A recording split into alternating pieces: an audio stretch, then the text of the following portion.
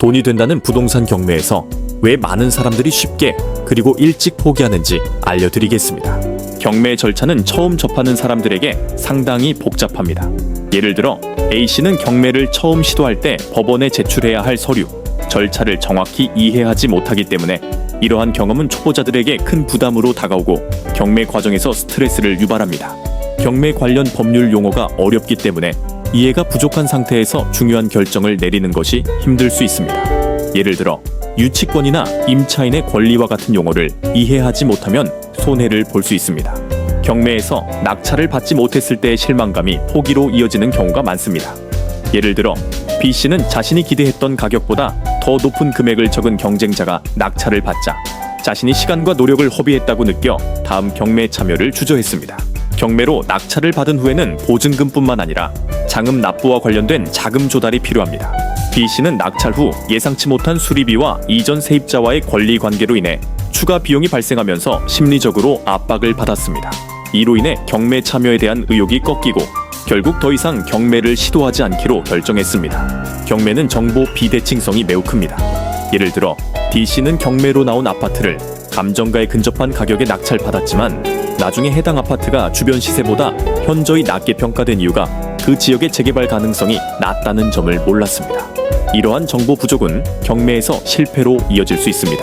경매 매물은 시중에 나와 있는 일반 매물보다 적기 때문에 적합한 매물을 찾는 것이 어려울 수 있습니다.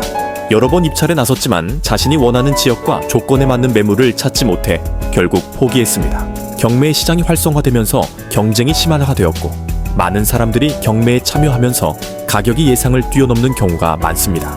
예를 들어 B씨는 처음 경매에 참여했을 때 비교적 저렴한 가격에 낙찰을 기대했지만 생각보다 많은 사람들이 입찰에 참여해 최종 낙찰가는 감정가의 120%를 넘겼습니다. 이러한 가격 상승은 경매의 매력을 잃게 만들고 포기로 이어질 수 있습니다. 경매 시장에 전문 투자자가 많이 진입하면서 일반인들이 이들과 경쟁하기 힘들어졌습니다. G씨는 한 경매에서 전문 투자자들과 경쟁하는 과정에서 빠른 자금 조달 능력과 정보 분석력에서 뒤처지며 큰 좌절을 겪었습니다. 이러한 전문가들과의 격차는 일반인들이 경매에서 느끼는 부담을 더욱 가중시킵니다. 경매는 단기간에 끝나는 절차가 아닙니다.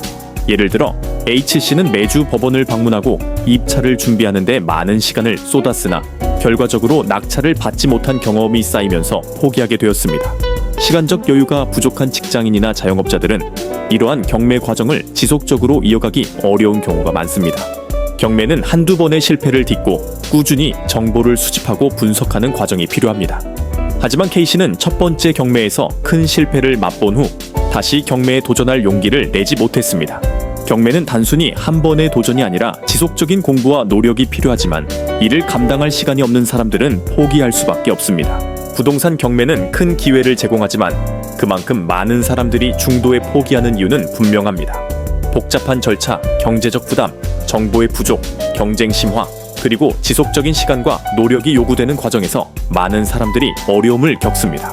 그러나 이러한 문제들을 미리 인지하고 충분한 준비를 통해 접근한다면 경매에서 성공적인 결과를 얻을 수 있습니다.